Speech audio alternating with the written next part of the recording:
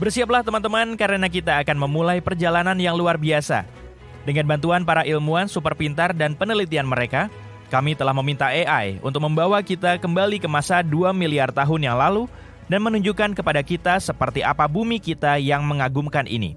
Jadi, kencangkan sabuk pengamanmu dan mari kita cari tahu. Dahulu kala saat bumi masih bayi, sekitar 4,5 miliar tahun yang lalu, masuk ke dalam mesin waktu dan berkunjung ke sana merupakan sebuah kesalahan besar. Seluruh tempat itu sangat berantakan. Pertama-tama tanahnya masih lengket dan cair, jadi pendaratan mesin waktumu akan menjadi resiko besar. Sekarang, begitu kamu mencoba keluar, kamu akan melihat bumi yang sama sekali berbeda dengan yang kita kenal sekarang. Lanskapnya adalah gabungan dari pegunungan terjal, lautan yang berkilauan, dan daratan yang membentang luas. Bayangkan, gunung berapi yang meletus dengan semburan api, menyemburkan gas dan abu ke udara. Ini seperti pertunjukan kembang api yang luar biasa. Dan bahkan jika kamu memiliki mesin baru yang canggih yang bisa melayang dan memiliki perisai khusus untuk menangani panas, kamu masih akan kesulitan bernapas. Soalnya atmosfer bumi pada masa awal agak muram. Awan tebal menggantung di langit, memberikan bayangan misterius di daratan di bawahnya. Udara setipis bisikan dan dipenuhi dengan berbagai macam gas yang menarik, seperti hidrogen dan helium. Karbon dioksida berputar-putar, memberikan warna hijau yang cerah. Uap air melayang di udara, menciptakan rasa lembab dan kabut yang menyegarkan. Oh, dan mungkin ada sedikit amonia dan metana yang membuat suasana semakin menarik. Banyak gas keren kan? Tapi tunggu, ada yang kurang oksigen. Jadi, jika kamu menarik napas dalam-dalam, kamu tidak akan merasakan desakan udara yang biasa mengisi paru-parumu. Di daratan, belum ada hutan yang rimbun atau pepohonan yang menjulang tinggi. Sebaliknya, kamu akan menemukan medan berbatu yang terjal. Beberapa bebatuan purba ini memiliki bekas-bekas kekuatan yang kuat, tabrakan dan gempa bumi yang telah membentuk daratan ini selama jutaan tahun. Namun di tengah-tengah semua keindahan purba ini, sesuatu yang menakjubkan akan segera terjadi. Kehidupan pada tahap awal sedang berevolusi dan mempersiapkan diri untuk memasuki masa kejayaannya. Organisme sederhana seperti ganggang dan bakteri menguasai tempat ini. Mereka tumbuh subur di lautan, menggunakan karbon dioksida yang melimpah untuk tumbuh dan berkembang biak. Perairan penuh dengan aktivitas, dengan bentuk kehidupan mikroskopis yang berwarna-warni dan bergerak cepat seperti kota yang sibuk. Organisme kecil ini bekerja keras, melepaskan oksigen saat mereka melakukan kegiatannya. Mereka seperti pabrik kecil yang secara perlahan mengubah komposisi atmosfer. Jadi, seperti inilah rupa bumi pada masa awal, kurang lebih. Tapi, mengapa ia begitu buruk? Dan bagaimana bisa berubah begitu banyak sejak itu? Panas bumi berasal dari berbagai macam hal yang terjadi selama pembentukannya. Pertama, ada panas yang sangat besar yang sudah dikemas ke dalam objek-objek yang bersatu membentuk planet kita. Kemudian, ketika bumi tumbuh semakin besar dan kuat, gaya gravitasinya mendapat dorongan tenaga yang besar. Gaya gravitasi ini menarik lebih banyak benda, tapi juga memberikan pelukan yang sangat kuat pada bumi, meremas segala sesuatu dengan erat. Dan kalian tahu apa yang terjadi ketika benda-benda terhimpit? Benda-benda itu akan memanas seperti panci presto. Pemanasan yang luar biasa ini berdampak besar pada struktur bumi. Bayangkan bumi sebagai sekumpulan batu, logam, dan mineral. Namun, ketika suhu bumi memanas, bebatuan dan logam menjadi sangat panas sehingga meleleh. Dan coba tebak, logam yang lebih padat tenggelam ke pusat dan menjadi inti bumi, sedangkan batuan yang lebih ringan melayang ke atas dan menjadi kerak dan mantel. Seolah-olah bumi memutuskan untuk memisahkan diri, menciptakan lapisan-lapisan yang terpisah. Para ilmuwan menyebut pemisahan liar ini sebagai diferensiasi. Namun, pemanasan tidak berhenti sampai di situ. Dengan semua percampuran dan pergerakan ini, bumi menjadi semakin panas. Rasanya seperti menyalakan api di dalam oven planet raksasa. Semua panas yang luar biasa ini memiliki konsekuensi yang serius. Suhu bumi yang tinggi membuat segala sesuatu bergerak dengan sangat cepat. Lempeng-lempeng tektonik menari-nari seakan-akan tidak ada hari esok. membuat permukaan bumi menjadi sangat aktif dan penuh dengan gejolak geologi. Oh, dan bukan hanya itu, bumi juga dihujani oleh beberapa pengunjung kosmik yang hebat.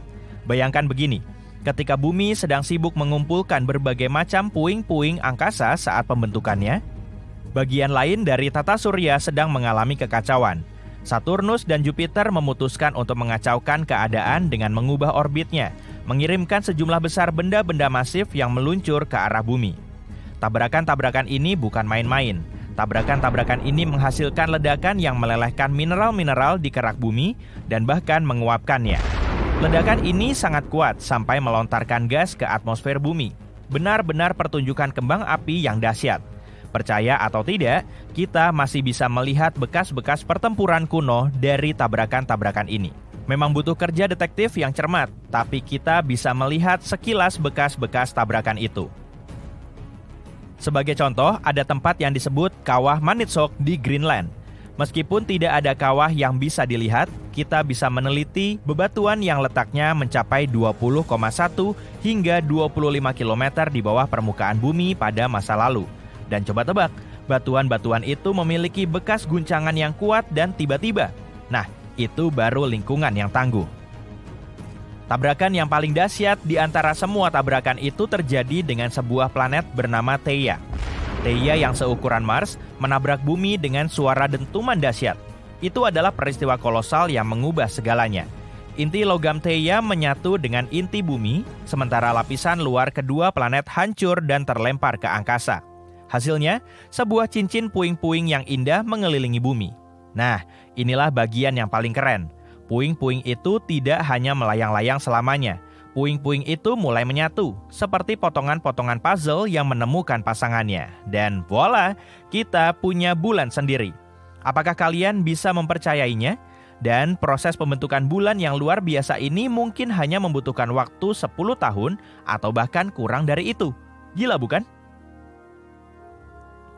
Para ilmuwan menyebut seluruh proses pembentukan bulan ini sebagai hipotesis tumbukan raksasa.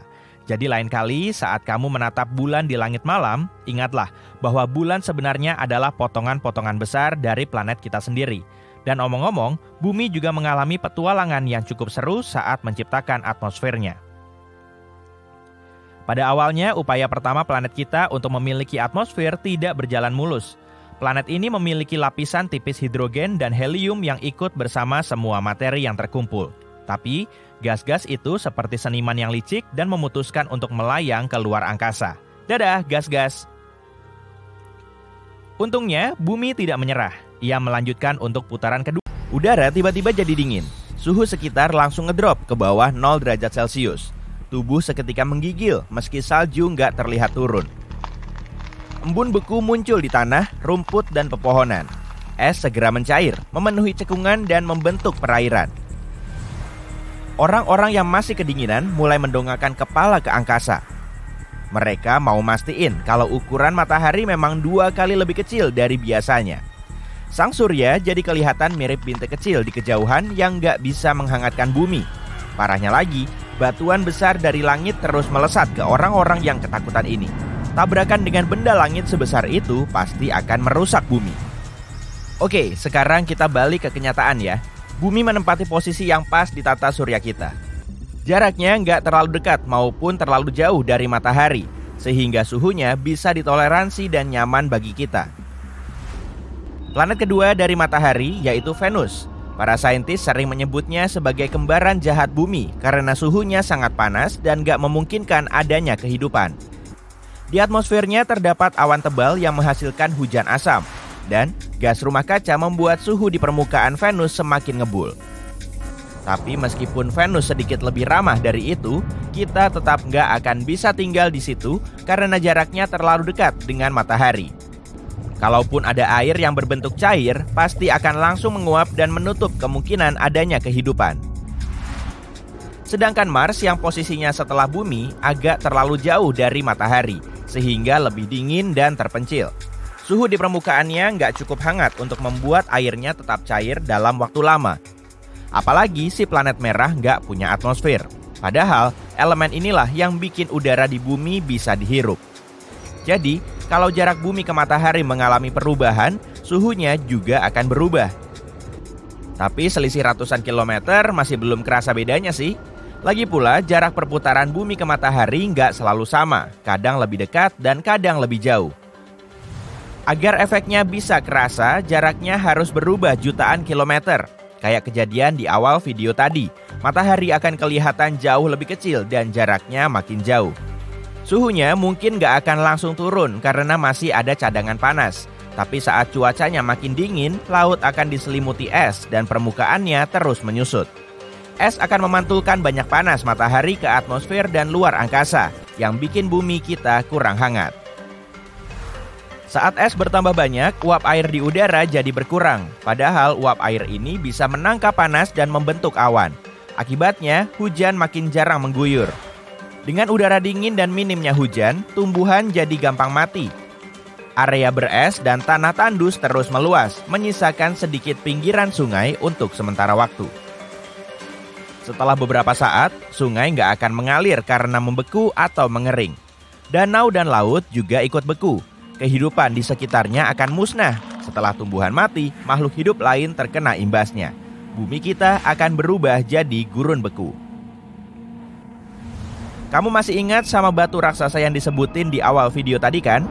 Itu adalah asteroid dari luar angkasa yang muncul karena pergeseran orbit bumi. Sebagai planet terbesar di tata surya, Jupiter bisa melindungi kita dari batuan luar angkasa. Masanya sangat besar, jadi kebanyakan asteroid dari luar angkasa bisa terperangkap oleh gravitasi Jupiter, lalu jatuh ke permukaannya. Di Jupiter nggak ada kehidupan, permukaannya berwujud gas, jadi semua asteroid yang masuk ke situ akan hilang tanpa bekas. Tapi, sebagian asteroid tetap bisa lolos dari Jupiter. Nah, kalau ini gilirannya Mars. Si planet merah akan menahan sabuk asteroid di antara Mars dan Jupiter. Massa kedua planet ini menghasilkan medan gravitasi yang mencegah asteroid terbang ke sembarang arah dan menabrak sembarang objek. Kalau nggak ada Mars di antara bumi dan sabuk asteroid, kita akan lebih sering dihujani meteor daripada hujan biasa.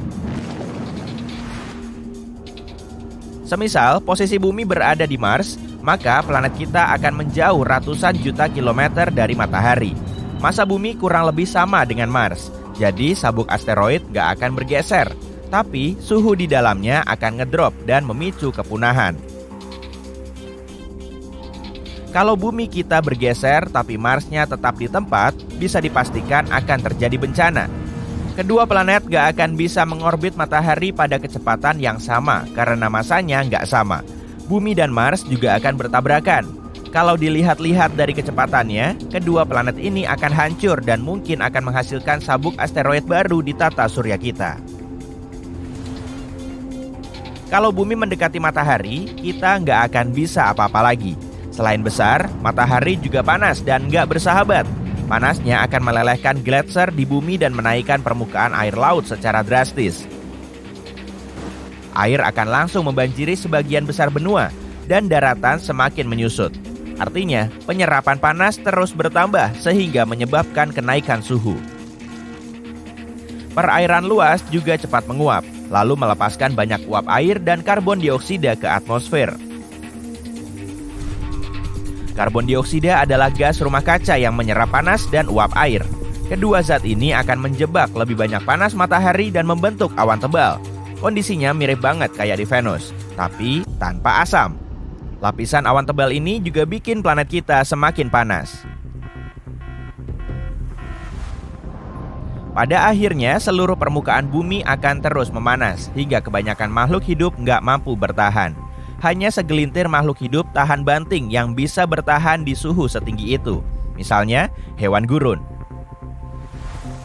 Hujan tetap akan turun sih, tapi nggak bikin suhunya dingin. Tumbuhan akan sulit beradaptasi di lingkungan baru yang bersuhu panas. Tumbuhan di daerah dingin akan cepat layu, kemudian mati, dan akhirnya tumbuhan yang hidup di daerah beriklim sedang sampai tropis juga ikut mati. Bumi akan berubah jadi bola batu yang tandus lagi, tapi kali ini oleh panas. Jarak bumi ke matahari, kemiringannya, kecepatan rotasinya, orbitnya terhadap matahari, dan bahkan kehadiran bulan sebagai satelit alaminya sangat penting bagi kehidupan di bumi. Kalau bumi nggak sedikit miring ke matahari, Khatulistiwa bakal panas banget dan kedua kutubnya bakal dingin banget. Musim juga nggak akan berganti. Yang ada cuma musim panas dan musim dingin berkepanjangan. Planet kita mendapat panas secara merata dari segala sisi dengan kemiringan dan rotasinya sekarang. Jadi mirip kayak barbeque yang lagi dipanggang. Saat salah satu sisinya menghadap matahari, sisi lainnya gelap dan dingin. Kalau nggak ada perbedaan siang dan malam, kita mungkin cuma bisa menempati beberapa area dengan senja berkepanjangan. Bayangin aja, hidup tanpa matahari terbit dan terbenam pasti bakal suram banget. Bumi sudah bikin kita nyaman dengan kondisi normalnya, iya kan? Coba bayangkan, ini adalah minggu pagi yang indah dan kamu bangun dari tempat tidur, melakukan peregangan dan membuka jendela untuk menikmati hari yang indah dengan langit yang cerah. Tapi tunggu dulu, ada yang aneh di sini. Jalan yang biasanya penuh sesak itu benar-benar sepi. Kemana semua orang pergi? Kamu melihat lebih dekat dan yang mengejutkan, kamu menyadari bahwa kamu adalah satu-satunya manusia di planet ini. Apa yang akan kamu lakukan?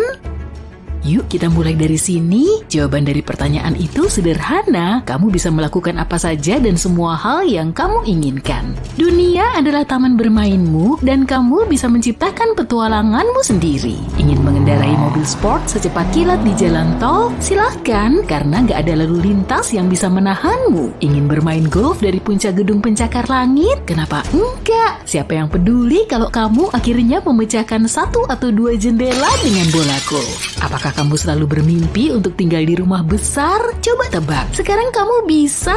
Kamu punya dunia yang penuh dengan berbagai kemungkinan di depanmu dan gak ada yang bisa menghentikanmu untuk merasakan semuanya. Jadi kamu sudah kenyang dengan semua kegembiraan dan ketegangan dan sekarang kamu mulai merenungkan pertanyaan, apa selanjutnya? Mungkin inilah saatnya untuk mulai berpikir dan mencari tahu alasan di balik kekosongan dunia yang tiba-tiba terjadi. Mungkinkah ada orang lain di luar sana? Bagaimana kalau kamu bukan satu-satunya yang tersisa? Kamu mungkin mulai mencari di sekitar kota dan bahkan menjelajah hingga ke luar kota, tapi dunia ini adalah tempat yang luas dan kamu mungkin gak akan menemukan makhluk hidup lainnya. Pemikiran itu saja sudah cukup menakutkan kan? Jadi mari kita lanjutkan ke hal-hal yang lebih penting seperti bagaimana kamu akan bertahan hidup di gurun terpencil yang sekarang menjadi kerajaanmu. Saatnya untuk menghadapi kenyataan dan merencanakan langkah selanjutnya untuk memastikan kamu bisa melewati situasi ini apapun yang terjadi. Hal pertama yang harus kamu lakukan adalah mencari makanan dan air bersih. Tentu saja kamu akan punya persediaan yang cukup untuk beberapa waktu, tapi barang-barang yang mudah rusak seperti buah dan sayuran nggak akan bertahan selamanya. Jadi, yang terbaik adalah mengkonsumsinya terlebih dahulu sebelum busuk. Lagi pula nggak ada yang mengoperasikan pembangkit listrik yang menyalakan unit pendingin di toko bahan makanan. Jadi, unit pendingin pasti akan mati. Ngomong-ngomong, kamu juga perlu mempertimbangkan sumber air. Pada tahap awal, cobalah untuk memulung setiap botol air yang bisa ditemukan dari toko terdekat dan membawanya kembali ke tempat perlindunganmu. Tapi sayangnya, pada akhirnya kamu akan kehabisan air botolan dan harus menemukan cara untuk menyaring pasokan air.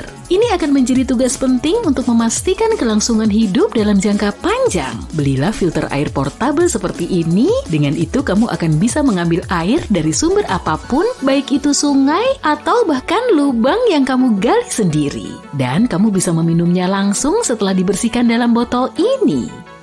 Jadi kamu telah memanjakan diri dengan semua bahan makanan yang mudah rusak yang telah kamu simpan selama berhari-hari, berminggu-minggu, atau bahkan berbulan-bulan. Sekarang saatnya untuk mulai memikirkan masa depan dan persediaan makanan jangka panjang. Karena nggak ada listrik untuk menghidupkan kulkas dan freezer, kamu harus mengandalkan bahan makanan yang nggak mudah rusak seperti beras, kacang-kacangan, dan makanan kaleng. Ini akan menjadi teman terpercayamu dalam upaya bertahan hidup. Namun seiring berjalannya waktu, kamu harus memikirkan sumber makanan yang berkelanjutan dan disitulah keterampilan bertanimu berperan. Kamu harus mulai belajar cara menanam makanan sendiri sebelum stokmu benar-benar habis. Yuk kita bicara tentang persediaan medis. Ini adalah aspek penting untuk bertahan hidup di dunia di mana nggak ada orang yang bisa dimintai bantuan medis. Langkah terbaik adalah menyerbu sebanyak mungkin apotek yang bisa kamu temukan dan menimbun persediaan masa depan untuk mempersiapkan diri menghadapi kemungkinan keadaan darurat. Kamu juga harus ekstra hati-hati karena nggak akan ada dokter di sekitarmu yang bisa membantu kalau kamu cedera serius. Saat kamu menjadi manusia terakhir di bumi, kamu harus mempelajari banyak keterampilan bertahan hidup kalau ingin terus bertahan. Maksudku, berburu, pertolongan pertama, memasak, dan masih banyak lagi. Ini bukan hanya tentang bertani dan menyaring air, meskipun itu juga penting. Saat ini kamu mungkin bergantung pada banyak orang tanpa menyadarinya, tapi di dunia baru ini, kamu harus berjuang sendiri. Kabar baiknya, kamu punya banyak waktu di dunia ini untuk mempelajari hal-hal baru dan memperluas pengetahuan. Ingat, perpustakaan dan toko buku yang biasa kamu lewati tanpa menoleh, sekarang itu adalah tiketmu untuk menjadi ahli bertahan hidup. Dan ya, gak akan ada internet untuk membantu, tapi kamu akan belajar melakukan berbagai hal dengan cara lama. Kamu mungkin juga ingin membawa beberapa peralatan bertahan hidup setiap saat. Kamu mungkin akan mengalami berbagai macam masalah tanpa ada yang bisa membantu selain dirimu sendiri. Jadi, punya kotak peralatan hiking seperti ini bisa menjadi penyelamat. Kotak ini punya semua yang kamu butuhkan untuk menemukan jalan, dan kamu akan tetap hangat dan aman, bahkan di alam liar, apalagi di kota. Meskipun kamu menikmati kesendirian, pada akhirnya kamu akan membutuhkan teman. Tentu saja kamu bisa memelihara 1 atau 2 hewan peliharaan, atau bahkan membangun kebun binatang pribadi kalau kamu ambisius. Tapi hati-hati ya, kamu gak ingin dimakan oleh kawanan serigala atau singa kan? Mungkin kamu bisa memelihara seekor anjing atau kucing, atau mungkin seekor burung yang bisa menirukan suaramu, sehingga kamu bisa berpura-pura bercakap-cakap. Apapun itu, kamu akan membutuhkan hubungan dengan makhluk hidup lain, jadi mulailah memikirkan pilihanmu. Jadi kamu punya seluruh dunia ini untuk dirimu sendiri kan? Dan kamu bisa tinggal di rumah besar, istana, atau hotel yang kamu inginkan. Kedengarannya bagus ya, tapi jujur deh, hidup dalam kemewahan sepanjang waktu bisa membuatmu cepet tua. Ditambah lagi bangunan-bangunan ini akan mulai runtuh dan berantakan kalau nggak ada yang merawatnya. Kalau begitu lebih baik kabur saja dari kota ini. Kamu bisa pergi kemana saja, dunia adalah milikmu. Tapi sebelum kamu mulai mengepak barang, ingat kamu harus menemukan cara untuk mencapainya. Masalahnya semua mobil dan truk gak akan berguna karena bahan bakarnya akan rusak setelah beberapa tahun. Jadi kamu mungkin ingin memilih tempat untuk menetap selamanya. Dan menurutku mungkin ada baiknya kamu menghindari tempat dengan kondisi cuaca yang ekstrem. Maksudku, menghadapi Ayo naik! Aku udah nyiapin tur keliling planet dekat bumi. Mari kita mulai dari Merkurius, planet terkecil di tata surya. Pada siang hari, suhu di permukaan planet ini bisa mencapai 430 derajat Celcius. Dan pada malam hari, suhunya bisa turun hingga minus 180 derajat Celcius. Suhu di sini sangat ekstrim karena planet ini tidak punya atmosfer. Sebagai gantinya, Merkurius punya eksosfer tipis. Itulah salah satu alasan kenapa Merkurius tidak bisa dihuni. Suhu dan radiasi matahari terlalu ekstrim bagi organisme apapun untuk bertahan hidup di sana. Sekarang, mari bayangkan cara untuk hidup di Merkurius. Lantas, seperti apa kehidupan di sana? Permukaan Merkurius mirip bulan. Seiring waktu, meteorit meninggalkan banyak bekas di sana. Tak seperti permukaan bulan, Merkurius berwarna coklat keabu-abuan. Sekarang, lihat ke atas. Ukuran matahari di Merkurius 3 kali lipat di bumi. Dan sinar matahari hampir 7 kali lebih terang. Kacamata hitam seperti apa yang bakal kita pakai kalau tinggal di sana ya? Bisakah kehidupan muncul di planet ini di masa depan? Kemungkinannya sangat kecil. Nah, bagaimana kalau kita mendarat di Venus? Kamu mungkin mengira planet terpanas di tata surya kita adalah Merkurius karena letaknya paling dekat dengan matahari. Namun kenyataannya, gelar ini jatuh ke Venus. Apa yang membuat Venus sepanas ini? Alasan terbesarnya adalah atmosfernya. Hampir seluruh atmosfernya terdiri dari karbon dioksida. Atmosfernya sangat tebal sehingga menyebabkan planet ini memanas tanpa henti. Pada dasarnya, gas atmosfer mencegah radiasi termal meninggalkan Venus. Jadi, planet ini tak bisa mendingin. Air di permukaannya pun terus berubah menjadi uap. Jika permukaan Venus adalah makanan, maka atmosfernya ibarat microwave. Itu sebabnya suhu di sini bisa mencapai 465 derajat Celcius. Bagaimana rasanya tinggal di Venus? Di bumi, musim berubah karena kemiringan planet. Namun, Venus tidak mengalami perubahan berarti sepanjang tahun. Kondisi siang dan malam hari juga lumayan konstan. Bagaimana dengan pemandangan langitnya? Awan di Venus tampak kuning atau putih cerah. Mereka sebagian besar terbuat dari asam sulfat beracun. Tapi kemudian, kenapa Venus tampak oranye kemerahan saat kamu melihatnya dari bumi? Bicara soal warna planet yang sebenarnya bisa menjadi urusan rumit. Rona benda luar angkasa ini mungkin berbeda saat kamu melihatnya dari planet lain. Jika kita melakukan perjalanan jauh ke Venus, permukaan coklat kemerahan akan menyambut kita. Molekul karbon dioksida dan asam sulfat menghalangi sinar matahari di permukaan Venus. Oleh karena itu, planet ini berwarna jingga kemerahan. Oh iya, apa kamu tahu Venus sering disebut kembaran bumi? Kedua planet ini punya ukuran yang hampir sama. Keduanya punya permukaan yang relatif muda dan atmosfer tebal berawan. Selain itu, orbit Venus juga paling dekat dengan bumi. Itu mungkin menimbulkan pertanyaan tentang kemungkinan kehidupan di Venus. Tapi tidak, Venus tak layak huni. Tujuan berikutnya adalah Mars. Tak seperti Venus, Mars punya musim karena kemiringan planet ini pada porosnya. Mars juga punya efek musiman sekunder yang disebabkan orbitnya yang sangat elips. Belahan Mars Selatan punya musim dingin yang lebih dingin dan musim panas yang lebih panas dibanding belahan Mars Utara. Suhu rata-rata di Mars adalah minus 60 derajat Celcius. Tapi suhu bisa berbeda dari kutub hingga khatulistiwa. Mereka bervariasi secara dramatis dalam 1 minggu. Tetap saja, tak terlalu buruk jika dibandingkan dengan 2 planet sebelumnya kan? Apa Mars layak huni? Hal pertama yang harus dikhawatirkan organisme hidup di sini adalah radiasi ruang angkasa. Bumi punya medan magnet dan atmosfer tebal untuk melindungi permukaan dari radiasi. Mars tak punya keduanya. Gravitasi planet ini sepertiga bumi.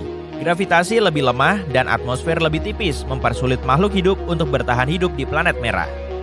Pada tahun 2013, NASA melaporkan danau air tawar purba yang bisa menjadi lingkungan ramah bagi kehidupan mikroba.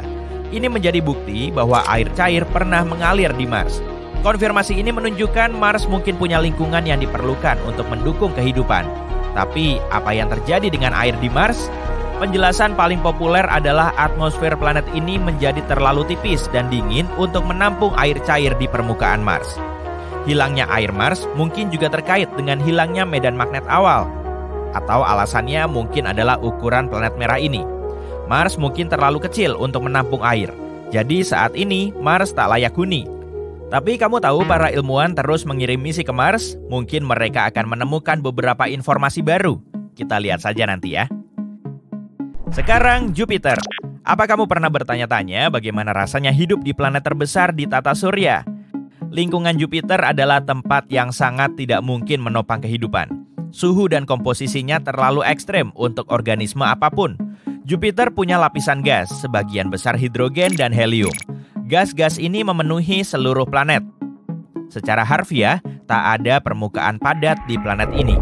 Gas ini turun sampai ke intinya. Di bawah permukaan, gas ini menjadi cair dan berubah menjadi plasma karena tekanan atmosfer di sana jauh lebih kuat daripada di tempat manapun di bumi.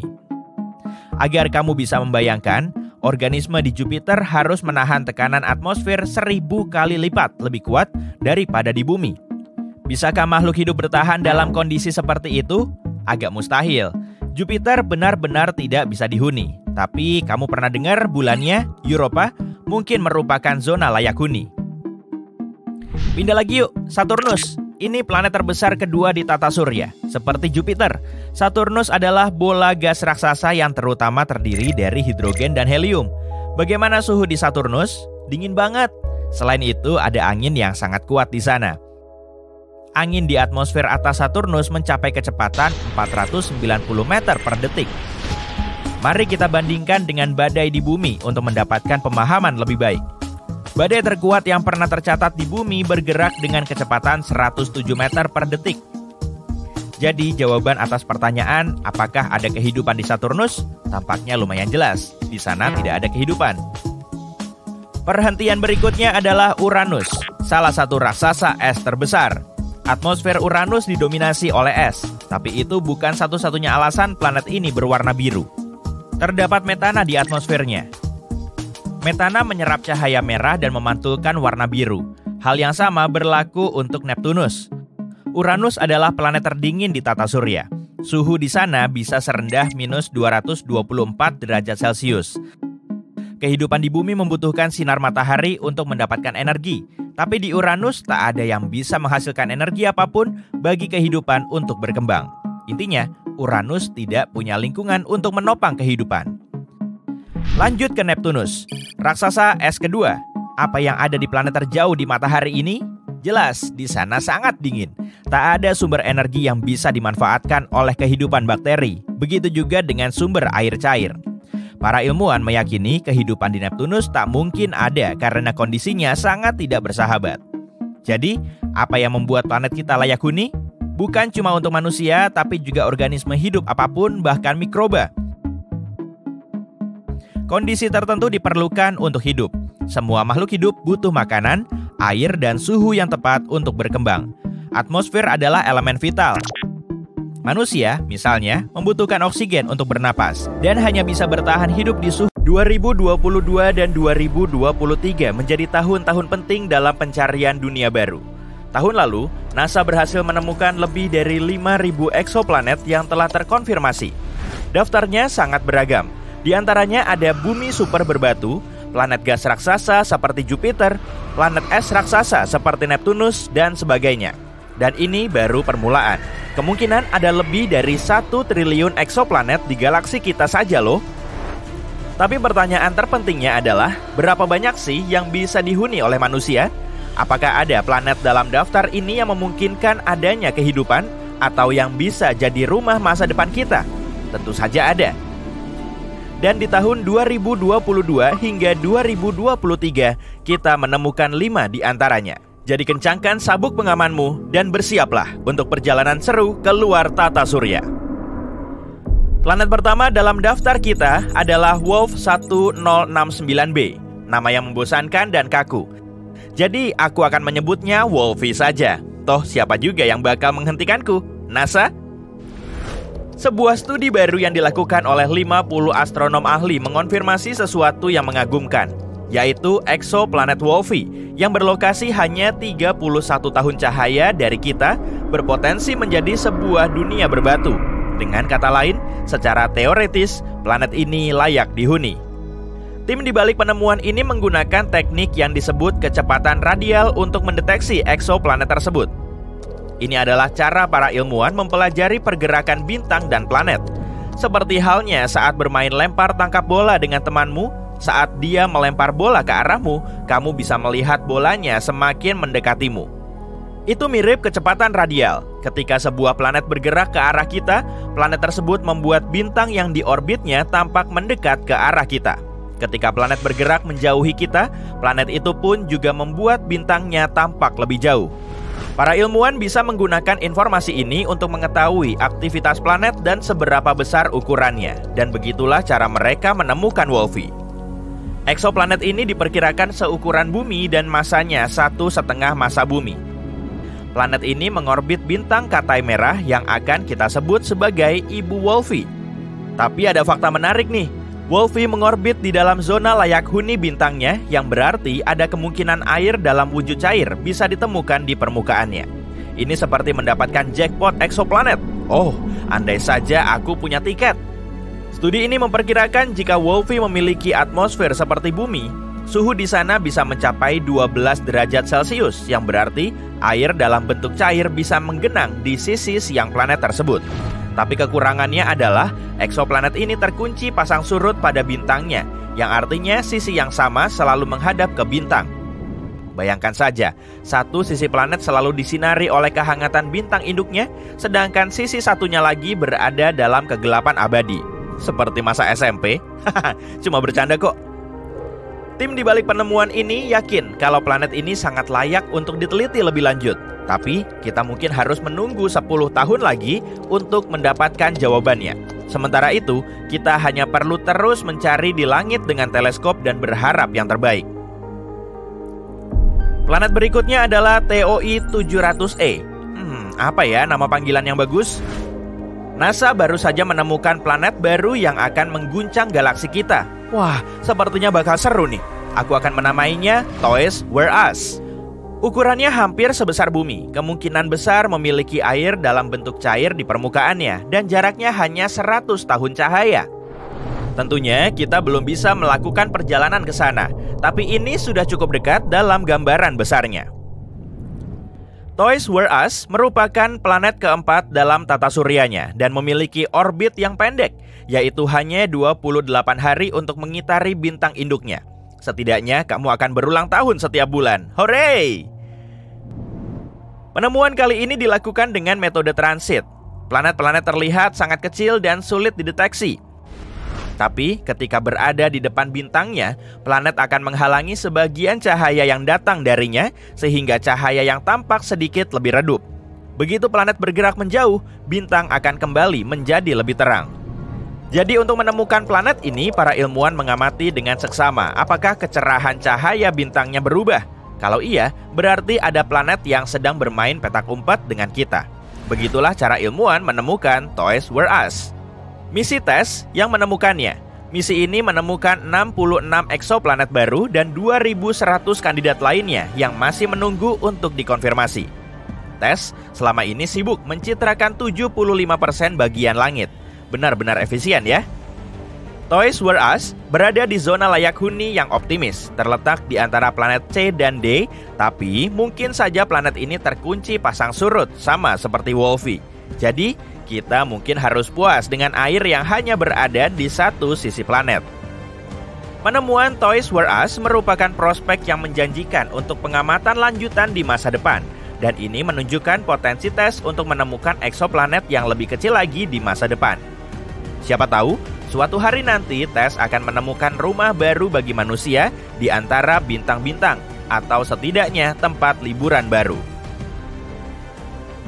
Selanjutnya, ada si kembar GJ1002b dan GJ1002c. Galaksi menjadi semakin dekat dengan kita dengan ditemukannya dua eksoplanet yang akan kusebut Hansel dan Gretel, yang jaraknya sangat dekat dengan tata surya kita. Benar, kedua planet mirip bumi ini jaraknya kurang dari 16 tahun cahaya, atau hanya satu lompatan dalam istilah luar angkasa. Sebagai perbandingan, Proxima Centauri b merupakan eksoplanet dengan masa paling mendekati bumi dengan jarak 4,2 tahun cahaya. Jadi, kedua tetangga baru ini termasuk yang paling dekat dengan kita. Keduanya mengitari bintang Katai merah yang masanya hampir 1/8 masa matahari.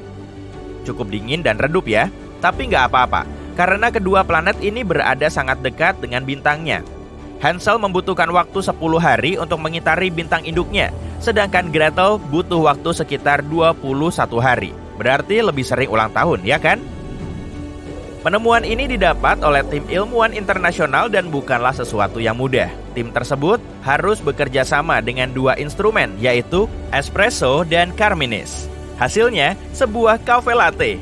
Bukan. Yang mereka dapatkan adalah pengukuran yang sangat akurat, sampai-sampai kamu bisa menghitung jumlah kawah di permukaan planetnya. Hebatnya lagi, planet-planet tersebut berada di zona layak huni bintang induknya dan memiliki ukuran yang sangat pas, sehingga menjadi kandidat sangat bagus untuk dilakukan studi atmosfer di masa depan.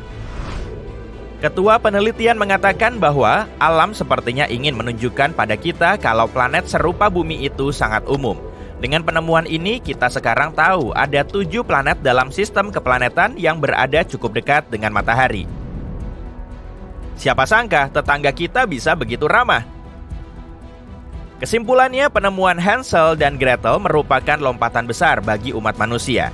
Jadi, mari kita angkat segelas H2O atau apapun yang bisa diminum di eksoplanet dan ayo rayakan. Planet terakhir dalam daftar kita adalah LP890-9C yang akan kusebut Bob. Bumi super yang berada sekitar 98 tahun cahaya ini kira-kira 40% lebih besar daripada bumi tempat tinggal kita. Selain itu, planet ini punya kembaran yang akan kusebut Ray, yang ukurannya hingga 75% lebih besar dari bumi. Semakin banyak ruang tentu lebih baik, bukan? Kedua planet ini mengitari bintang Katai Merah. Sayangnya, Ray cukup panas karena suhunya diperkirakan mencapai 123 derajat Celcius. Jadi, jangan disentuh ya. Saudaranya Bob berada di Pencarian kehidupan ekstraterestrial sudah dimulai. Beneran loh! Dengan berhasilnya peluncuran teleskop James Webb, pencarian planet mirip bumi telah menjadi topik yang memukau perhatian dunia. Selain teleskop James Webb, peralatan lain juga digunakan untuk menemukan kandidat planet mirip bumi. Satelit TESS dan teleskop Kepler berada di garis depan dalam pencarian bumi baru. Setelah kita membahas beberapa pertanyaan filosofis, kita akan melihat dua pencarian ini lebih dekat dan apa yang ingin ditemukan teleskop James Webb. Jadi, untuk apa kita mencari planet mirip bumi? Simple, karena kita bisa. Kemajuan teknologi teleskop bumi yang luar biasa memungkinkan kita mengamati cahaya bintang yang membawa kita ke penemuan awal eksoplanet. Karena planet mengitari bintang, ada interaksi gravitasi antara planet ini dan bintangnya. Keduanya saling tarik-menarik. Tarikan planet terhadap bintang menyebabkan cahaya bintang bergoyang maju mundur sedikit saat planet di sekitarnya mengitarinya. Sejak awal, beginilah yang terjadi, tapi goyangan cahaya bintang itu tidak pernah bisa dideteksi karena cahaya bintang selalu berkelip. Itu tuh kayak lagu Twinkle Twinkle. Ya, begitulah. Optik adaptif di dalam teleskop adalah terobosan teknologi yang pertama kali memungkinkan para astronom menemukan eksoplanet, yaitu dengan mengambil kerlipan cahaya bintang. Pegas mekanik di bagian bawah cermin teleskop sedikit menekuk cermin ini hingga menetralkan distorsi kerlipan tadi yang dipancarkan oleh cahaya bintang saat melewati atmosfer bumi. Tanpa kerlip cahaya bintang, goyangan kecil yang disebabkan oleh tarikan gravitasi planet pada bintang-bintang menjadi bisa diamati. Makin besar goyangannya, makin banyak planetnya. Ini disebut metode astrometrik pendeteksi eksoplanet. Susah juga ya bacanya. Seluruh sistem bintang dan ribuan eksoplanet disimpulkan ada di sekitar bintang-bintang terdekat kita dengan menganalisis pola cahaya bintang yang bergoyang. Tapi planet-planet ini sendiri tidak bisa dilihat. Tiba-tiba tata surya kita tidak unik lagi. Para astronom dibuat pusing atas kesimpulan yang tak terhindarkan bahwa kemungkinan setiap bintang punya planet. Sehingga kita pun tidak bisa menghindar dari pertanyaan, apakah bumi satu-satunya atau ada bumi lain di luar sana? Tapi untuk apa kita mencari planet mirip bumi? Nah, dengan mempertimbangkan semua sumber uang yang dihabiskan negara-negara maju untuk mencari planet mirip bumi, tanpa ragu kita bisa mengatakan bahwa ini jelas urusan penting. Dengan teleskop James Webb yang menelan biaya 140 triliun rupiah, teleskop antariksa Kepler yang menelan biaya 8 triliun rupiah, dan satelit TESS yang menelan biaya 3 triliun rupiah, investasi dalam menemukan planet-planet mirip bumi ini jelas mencengangkan. Tapi jangan lupa, biaya ini baru untuk perangkat kerasnya, dan untuk memaksimalkan pencarian ini, kamu juga harus menyertakan gaji tim penambang data, analis PhD, dan lulusan pasca sarjana di seluruh kampus dunia. Belum lagi lembaga antariksa nasional serta lembaga swasta. Jadi bisa disimpulkan, pencarian bumi lain butuh usaha besar. Lantas, misalnya kita menemukannya, artinya bumi tidak sendirian lagi, tapi bukan berarti kita bisa pergi ke salah satu planet ini dalam waktu dekat. Perjalanan antar bintang membutuhkan terobosan dalam bidang fisika dan teknologi. Dan ya, kita belum sampai di sana, tapi mengetahui bahwa ada planet di Bima Sakti yang mirip bumi dalam segala aspek pentingnya, seperti air cair, oksigen, dan kelayakan untuk dihuni, membuat luar angkasa menjadi lebih ramah dan lebih menarik untuk dipelajari serta dijelajahi. Kita pun menjadi lebih bangga terhadap planet rumah kita dan membuat kita semua menjadi penduduk bumi yang lebih baik. Ketiga misi yang mencari bumi ini yakni teleskop Kepler, satelit TESS, dan teleskop James Webb menggunakan pendekatan berbeda untuk menemukan eksoplanet. Kepanjangan TESS menjelaskan kepada kita, T adalah singkatan dari transit, dan itulah kunci dari keseluruhan pencarian eksoplanet. E berarti eksoplanet, yaitu tujuan pencarian bumi lain ini, dan S singkatan dari survei, karena TESS mengamati ratusan ribu bintang terdekat. Dan S terakhir adalah singkatan dari satelit karena tes mengorbit bumi tidak seperti teleskop antariksa James Webb yang akan mengorbit matahari. Saat sebuah planet melintas di depan bintang, inilah yang disebut transit. Planet itu akan menghalangi cahaya dari bintang dan penurunan cahaya atau peredupan bintang ini dapat diukur. Peredupan cahaya bintang memberitahu banyak hal tentang suatu planet. Dengan mengetahui betapa cerahnya si bintang dan seberapa besar cahayanya yang redup karena transisinya di depan bintang, kita bisa mengetahui seberapa besar atau seberapa dekat planet ini. Tapi kita tak akan tahu planet yang mana dan apakah planet itu besar atau dekat sampai orbit planet ini diperhitungkan. Artinya, satelit tes kita harus merekam bintang-bintang agak lama. Oh, wow, video bintang-bintang. Pasti acara gosip pada suka. Satelit tes tidak punya teleskop. Satelit ini memakai 4 kamera CCD untuk streaming video live durasi panjang yang menampilkan ratusan ribu bintang. Kenapa banyak sekali ya? Karena supaya transit planet bisa diamati, letaknya harus tepat di antara kamera satelit tes dan bintang. Jika sudut planet ini tidak tepat di antara kamera bintang dan kamera tes, planet itu tak akan bisa dilihat karena tidak akan memotong cahaya bintang apapun.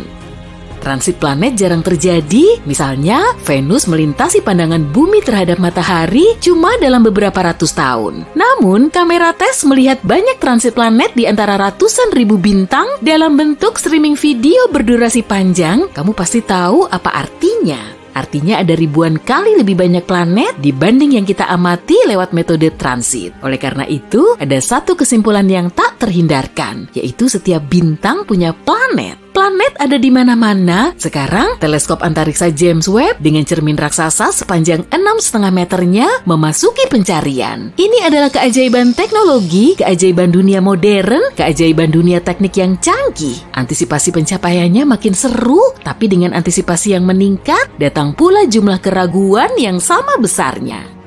Dan masih ada banyak hal yang bisa berakhir buruk sebelum teleskop antariksa James Webb mengembalikan foto pertamanya. Misalnya setelah teleskop luar angkasa Hubble diluncurkan pada tahun 1990, misi perbaikan harus diluncurkan pada tahun 1993. Cermin di Hubble tidak diperiksa dengan baik dan fotonya sangat buram. Astronaut harus naik dan melaksanakan perjalanan angkasa yang spektakuler untuk memperbaiki cermin ini. Setelah diperbaiki, gambar Hubble yang dikirim ke bumi menjadi lebih presisi dibanding rancangan awalnya. Beginilah model Hubble yang ditingkatkan muncul. Ini tidak mungkin terjadi pada teleskop James Webb. Hubble mengitari bumi dan bisa diakses oleh para astronaut. Teleskop antariksa James Webb mengorbit matahari dan jauh melampaui bulan di luar jangkauan astronaut karena tidak ada pesawat antariksa yang mampu membawanya ke sana. Jika terjadi kesalahan, semuanya tidak bisa diperbaiki secara manual.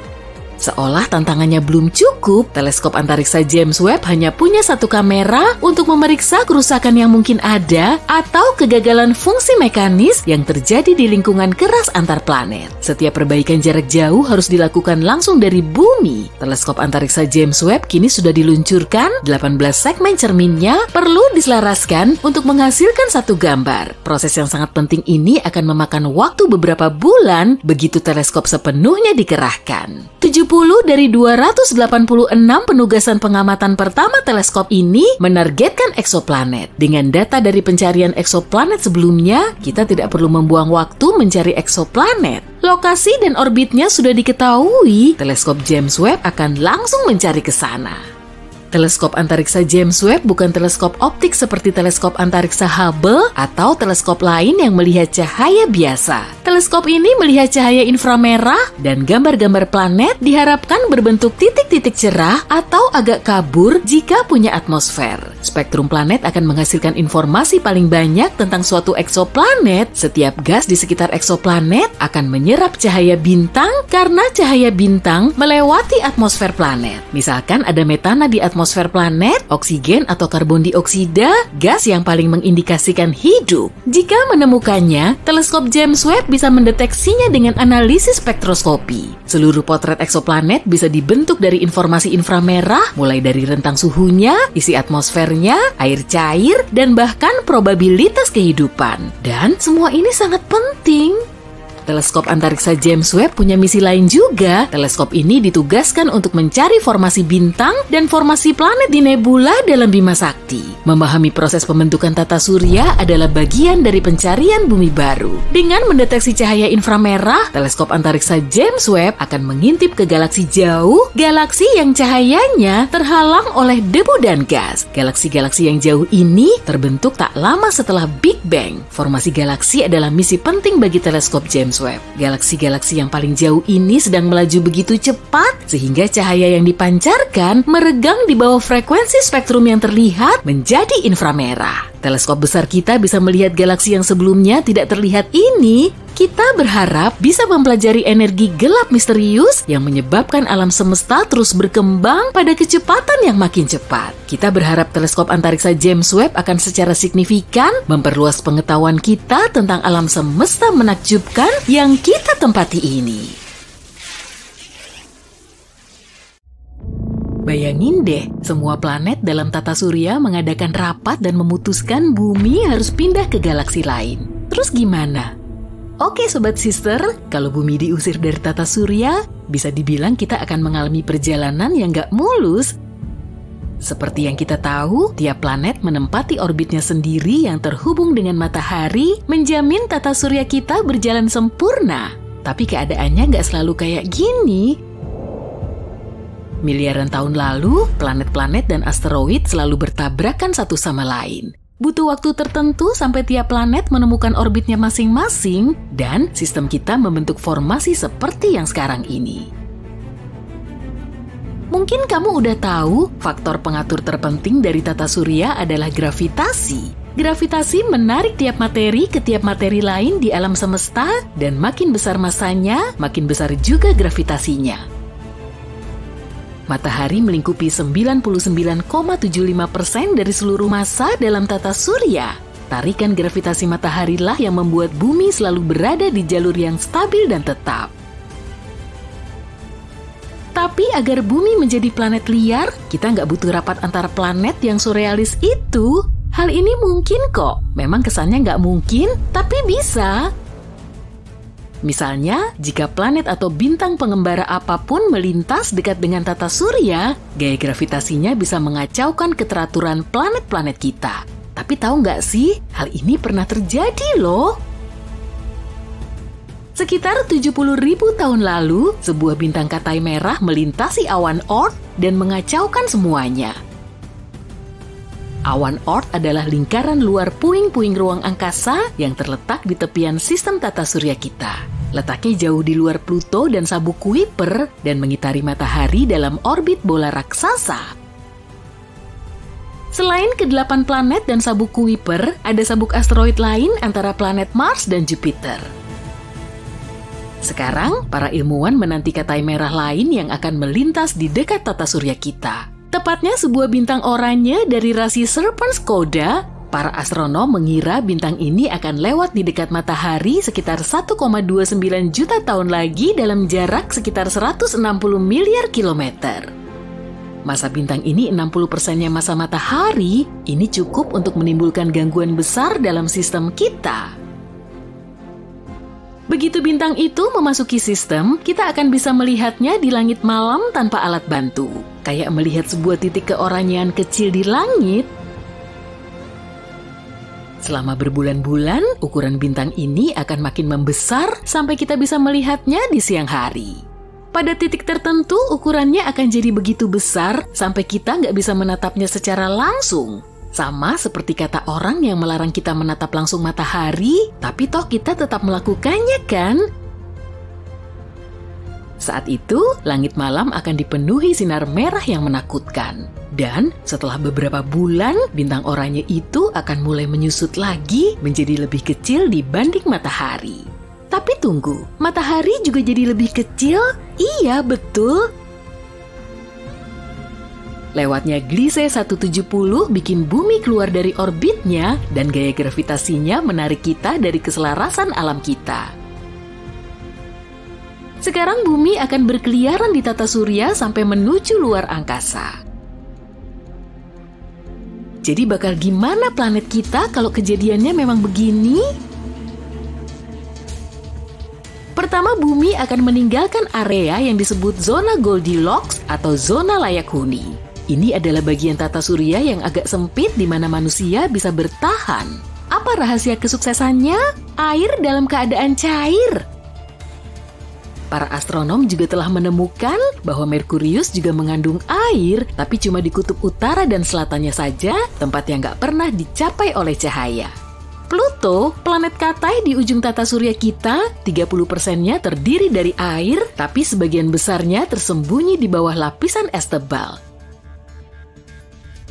Kalau benar-benar meninggalkan orbitnya yang istimewa itu, bumi akan bergerak di seluruh galaksi dengan kecepatan orbit 108.000 km per jam.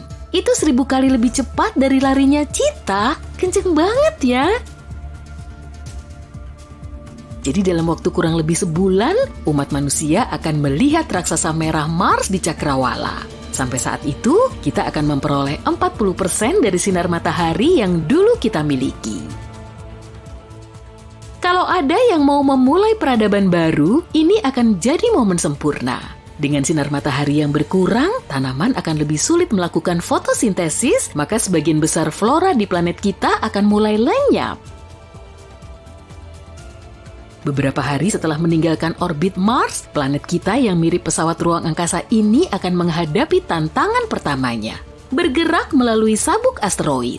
Ini adalah kumpulan objek batu metalik kecil. Pada dasarnya ini adalah sisa-sisa peristiwa Big Bang yang membentuk tata surya kita 4,6 miliar tahun lalu. Jadi sedikit banyak kita kayak berjalan menembus waktu ya. Untungnya jarak antar satu asteroid dengan yang lainnya sekitar 965.000 km. Jadi setelah melewati satu asteroid, kita butuh waktu sebelum bertemu dengan yang berikutnya. Kalau berhasil melalui perjalanan ini dengan selamat, maka kita akan melihat raksasa gas pertama di galaksi kita, Jupiter. Sampai sejauh ini bulan kita yang setia masih mengikuti selama kita bergerak di dalam tata surya. Tapi, masa Jupiter yang sangat besar bisa mencuri bulan kita.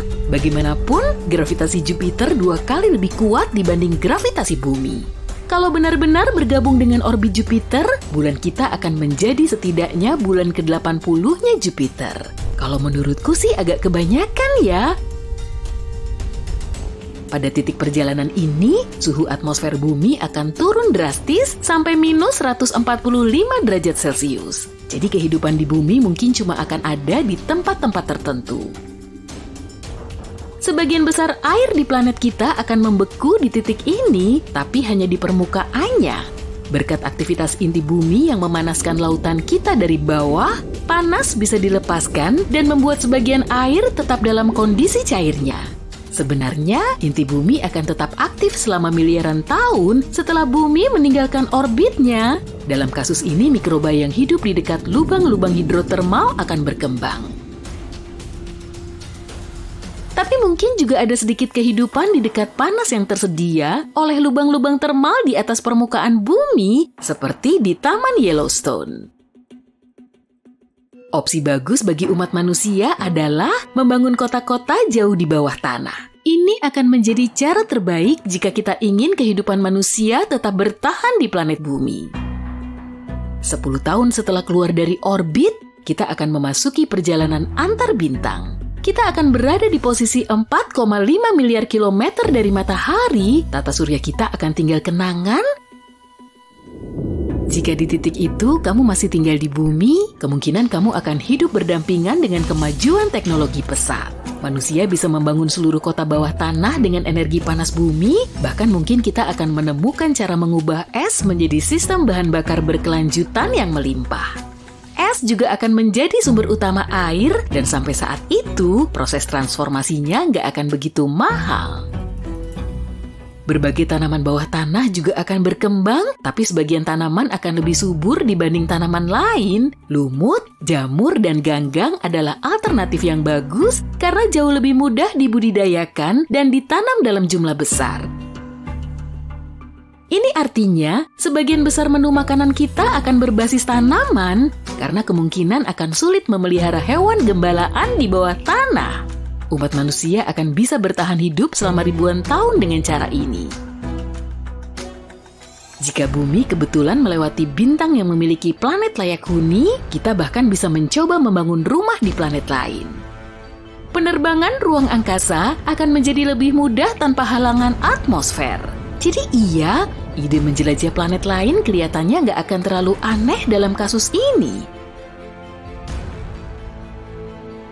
Satu-satunya hal yang kita harap tidak terjadi adalah bumi menuju lubang hitam. Kalau itu terjadi, sebut aja kita semua akan berubah menjadi spaghetti. Nggak beneran gitu sih, tapi kita akan mengalami proses yang disebut spaghettifikasi. Dalam hal ini, planet bumi dan semua yang masih hidup di atasnya akan terregang secara vertikal sampai pada titik, ya, menghilang. Tapi itu bahasan untuk video lain ya. Untungnya, meski semua ini bisa saja benar, kita nggak bakal serta-merta mengalaminya. Berkat kemajuan ilmiah dan teknologi, kita akan mampu memprediksi jika sebuah bintang akan terlalu dekat melewati planet kita. Dan meski nggak bisa menghentikan sebuah bintang, hampir dipastikan kita bisa membuat persiapan. Jadi siapa tahu, mungkin generasi mendatang akan menonton video ini dan terkejut dengan betapa persisnya perhitungan kita tentang masa depan. Bulan Juli, saat jarak kita sekitar 151 juta kilometer dari matahari, suhu di bumi lebih hangat 2 derajat Celcius dibanding pada bulan Januari, saat jarak kita 4,8 juta kilometer lebih dekat. Soalnya, daratan kering di utara lebih banyak daripada di selatan. Dan daratan cenderung lebih panas daripada air. Selama musim panas di utara pada bulan Juli, lebih banyak daratan memanas dibanding bulan Januari. Jadi, bumi sedikit lebih panas pada bulan-bulan ini meskipun jarak kita lebih jauh dari sumber panas. Semakin dekat bulan ke cakrawala, semakin besar ukuran yang terlihat. Fenomena ini disebut ilusi bulan. Sebuah teori menjelaskan kalau atmosfer berfungsi kayak kaca pembesar. Artinya, bisa bikin bulan kelihatan lebih besar. Padahal, kalau emang atmosfer berpengaruh, bulan seharusnya kelihatan lebih kecil, bukan lebih besar. Sebagian besar ahli yakin sebenarnya otak kitalah yang menciptakan ilusi itu. Pikiran kita bisa memperbesar ukuran bulan lebih dari 2 kalinya. Waktu satelit bumi ini berada tinggi di langit, kamu nggak tahu jaraknya kan? Tapi waktu ada di dekat cakrawala, kamu bisa ngelihat benda-benda yang mengelilingi bulan dengan detail. Makanya, bulan kelihatan lebih besar. Tapi itu cuma salah satu dari banyak teori yang menjelaskan fenomena itu. Ngomong-ngomong, kamu bisa ngakalin ilusi ini kalau kamu jongkok dan ngelihat bulan terbalik lewat kaki. 1 hari di Venus lebih lama dari setahun. Planet ini butuh 243 hari bumi buat berotasi, dan cuma 225 hari bumi buat mengelilingi matahari. Sekitar 5 juta tahun lalu, lubang hitam supermasif di pusat galaksi kita mengeluarkan bintang. Sekarang, bintang itu menjelajahi Bima Sakti 10 kali lebih cepat daripada bintang yang ada. Cincin Saturnus tipis banget kalau dibandingkan ukurannya. Kalau kamu punya market planet ini yang ukurannya 900 cm, berarti cincinnya 10.000 kali lebih tipis daripada pisau cukur.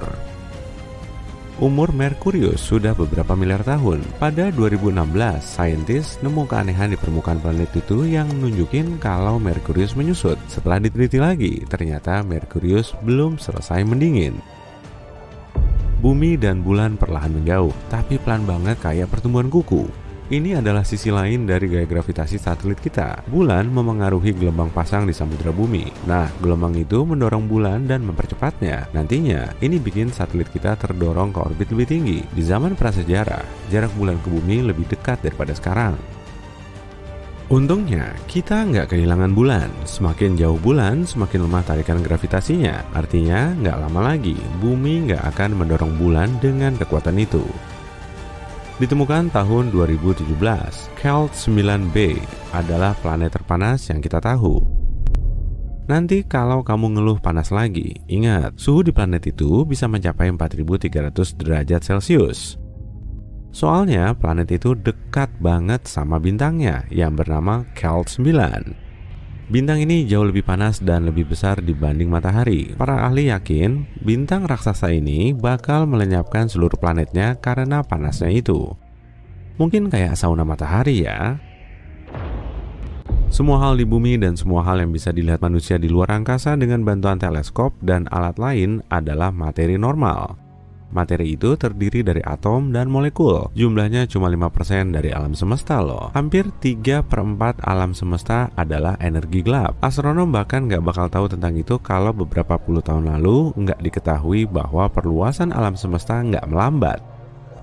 Malah sebaliknya, alam semesta semakin cepat. Artinya, ada kekuatan membingungkan yang menghalangi gravitasi. Itu disebut energi gelap. Pengelasan dingin adalah fenomena di luar angkasa saat dua potong logam yang sama dengan mudah menyatu tanpa panas. Sekitar 700 tahun lalu, peristiwa misterius yang terjadi mungkin bikin Venus berada di tempatnya sekarang. Emang sih, astronom nggak bisa ngelihat langsung permukaan planet ini karena permukaannya tertutup awan tebal. Tapi misi luar angkasa yang udah dikirim ke planet panas ini mengungkap bahwa Venus dipenuhi gunung berapi yang memuntahkan api, pegunungan besar, kawah, dan dataran lahar. Suhu di planet ini juga tinggi banget sampai bisa melelehkan tembaga. Tekanan atmosfernya sangat besar sampai bisa menghancurkan makhluk hidup yang nggak sengaja ke sana. Belum cukup, atmosfer planet ini dipenuhi awan asam sulfat yang berbahaya. Baunya aja lebih parah daripada telur busuk loh. Karbon dioksida yang merupakan komponen utama atmosfer Venus ditambah asam sulfat menghasilkan efek rumah kaca yang sangat kuat. Akibatnya, atmosfer bawah dan permukaan planet ini termasuk tempat terpanas di seluruh tata surya. Ukuran bintang neutron sama kayak kota kecil, tapi masanya sekitar 1,4 kali massa matahari.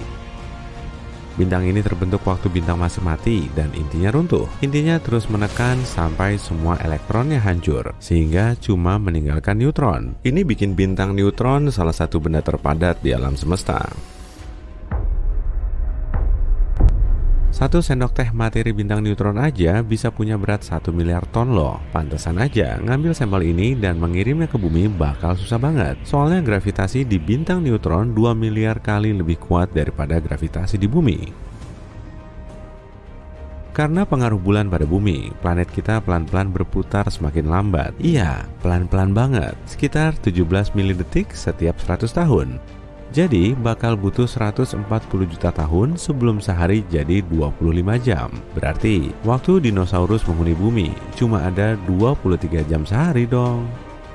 Cuma ada sedikit banget aktivitas yang terjadi di dalam bulan dan hampir nggak ada atmosfer di sekelilingnya. Makanya saintis bisa nyari tahu kawah tumbukan yang tersebar di permukaan satelit kita selama miliaran tahun.